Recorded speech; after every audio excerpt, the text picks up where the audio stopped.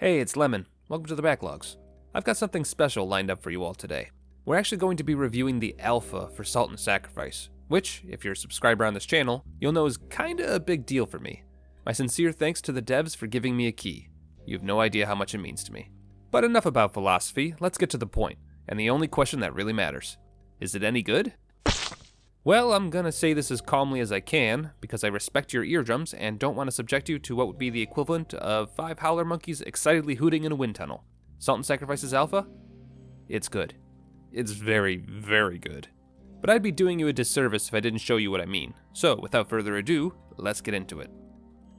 Just a little disclaimer, please note that this review and all the footage within it are for the alpha test of Salt and Sacrifice, and therefore everything is subject to change.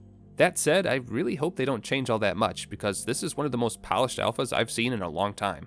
So, moving right along. Salt and Sacrifice is the sequel to Salt and Sanctuary, a 2D Souls-like that, in my humble opinion, captured the essence of Dark Souls better than any other game on the market, while simultaneously putting its own personal spin on the genre. Salt and Sacrifice has completely new locales for us to explore, with entirely new plotlines and stories for us to uncover. You play as an Inquisitor, a criminal who has been condemned and is given 2 choices: hunt mages, or die. We choose the former, and thus our adventure begins. In this world, mages are corrupt beings, individuals who imbibe on magic more than they ought to, and whose very presence changes the world around them, creating a magical warp. Our job is to find these mages, eliminate them, and end their corruption of the kingdom and its lands. Easier said than done. You'll join up with an outpost, known as Pardoner's Vale, and use this outpost as your base of operations, utilizing fellow Inquisitors who've been conscripted just like you to improve your chances of survival. Some help you improve or create weapons.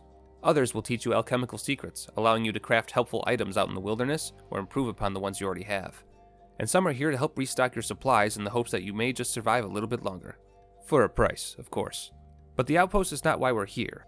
We're here to find and kill mages, and that's exactly what you'll do. Taking a portal, you'll be flung into the world, carrying nothing but your wits and the supplies on your back. You can gather materials while out and about, crafting supplies as you run low, and if you take the time to explore the world around you, you'll find some very useful items. You might even find a friend or two along the way if you choose to stop and help them.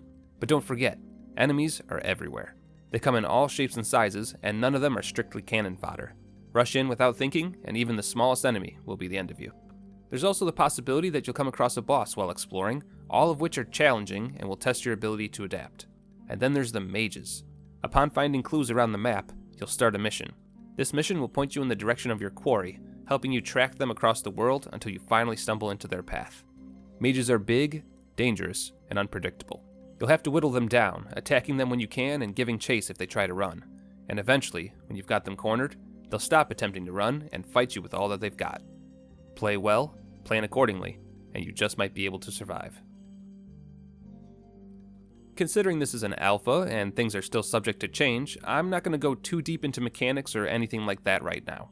Wouldn't want to spend minutes of your time talking about something that could change by the time Salt and Sacrifice actually comes out. What I can comment on is how the game feels in your hands, and I'm happy to say that, in its current state, it feels just as good as Salt and Sanctuary does. Those of you who know me know that that's high praise, and considering certain systems and weapons are still incomplete in this build, I have high hopes that it will feel even better once the game reaches launch. Exploring the world feels exciting, because you never know when you're going to turn a corner and find yourself in the middle of 2 mages duking it out for supremacy. While they do have their favorite hangouts, that doesn't guarantee that they'll be in the same place every time. And just because you haven't found a mage's specific mission, doesn't mean they aren't present in the map. The non-mage bosses are no joke either, though they feel more reminiscent to Salt and Sanctuary's bosses. They don't use magic, which makes them slightly more predictable, but that doesn't mean they're easy. That said, it's an absolute joy to go up against all these bosses and their minions. With so many different strategies and new weapons to try, I feel like a kid on Christmas. Mechanically speaking, the game is sound. If you're familiar with the first game, it'll take about an hour to get used to the pacing, as it feels ever so slightly different. But once you get your bearings, attacks and combos feel just as good as they did in Salt and Sanctuary, and movement feels fluid, which is great considering how large the maps are. You'll be flinging yourself across the skyline with a grappling hook, sprinting across the land, and jumping your way across rickety scaffolding, but you'll never be pulled out of the experience by finicky or odd controls. As a veteran, it took me a little bit to get used to, but only because of how much Salt and Sanctuary I've played in the past. I'm a bit embarrassed about how long it took me to realize that I don't have to roll everywhere anymore. Sprinting is just as fast, if not faster, and feels better in general. I also took longer than I should have to realize that blocking in this game is just as important as dodging, because now a perfectly timed block will actually reduce all incoming damage to 0. And considering some attacks are incredibly tricky to dodge through, you'll want to start practicing. Perfect blocks also have the potential to open up your target to ripostes, which feel amazing when you pull one off. So yeah, in case it wasn't obvious, the gameplay feels exactly as you'd always hoped, and has signs of improving even further when the final build comes out. This one was a little harder to get my finger on, since the lore wasn't emphasized as much as I would have liked in the alpha. There's still plenty to find though.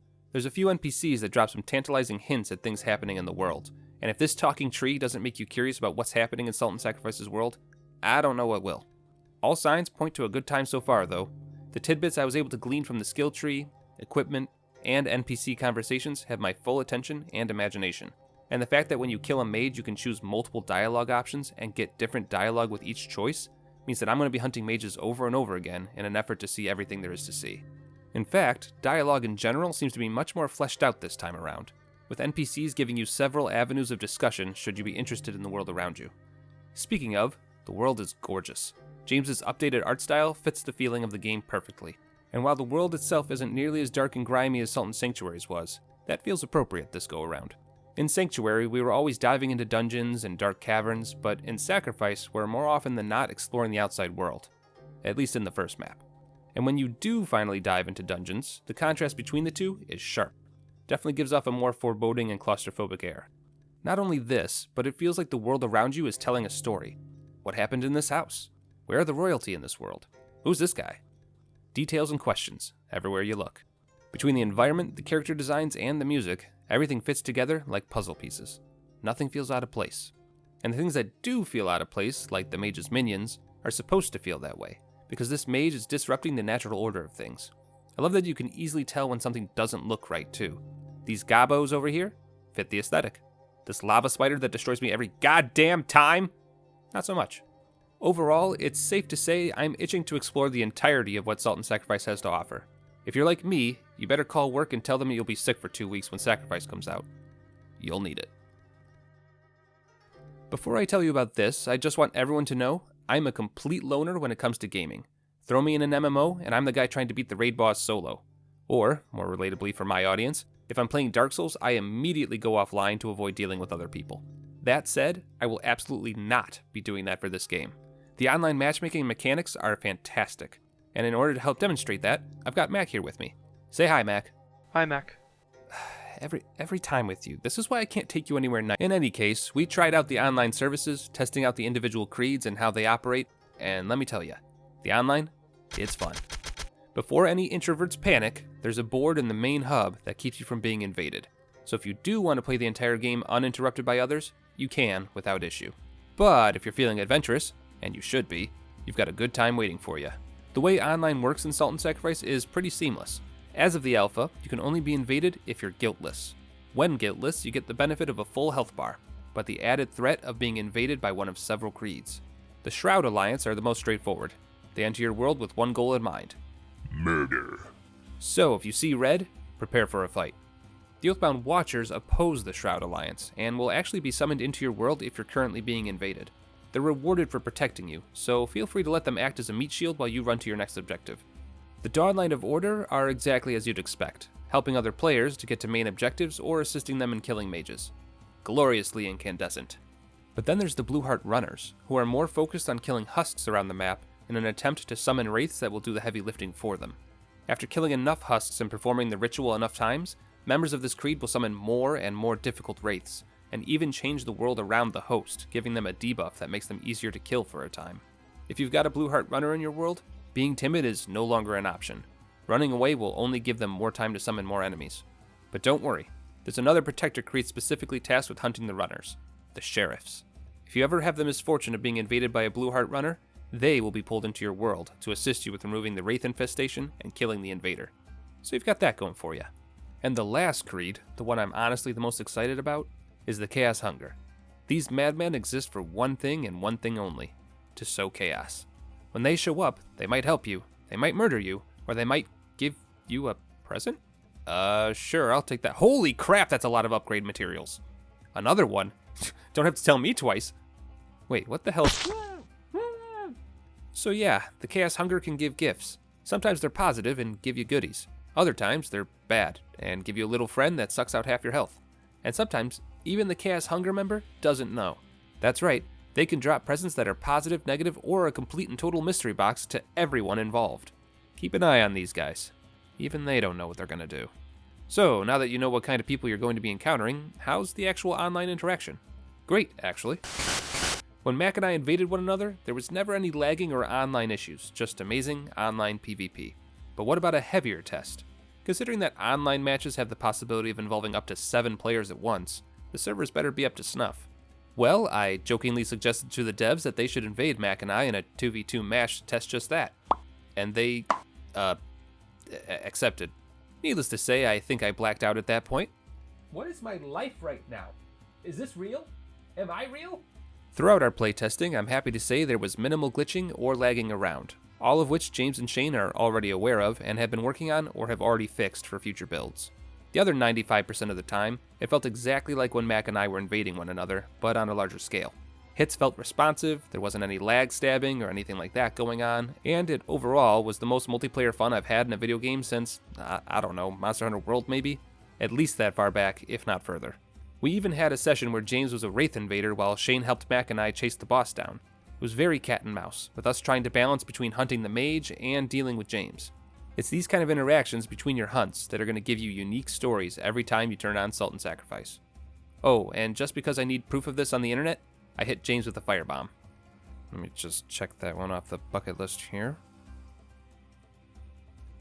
Because of the online nature of the game, the devs have stated that Salt and Sacrifice will be much more of a hands-on project for them upon release. Not only will they be busy making sure the game stays relatively balanced and unbroken, but they've stated there will also be a specialized daily mage hunt for the community, where a unique mage mission will be offered to anyone brave enough to accept it. Basically, think of it like a worldwide event where players can form groups or strike out on their own to hunt down a mage who's a bit different than what players are used to hunting.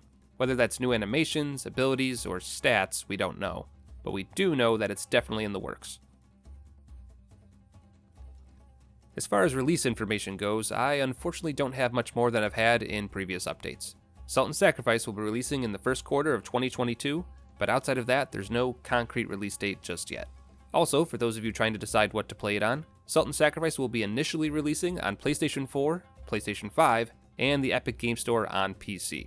Once the exclusivity deals run their course, I'm fairly certain that Salt and Sacrifice will follow the same pattern of its predecessor, releasing on as many consoles and clients as can support it. But again, that's just speculation, not hard fact, as James and Shane were unable to speak on the matter.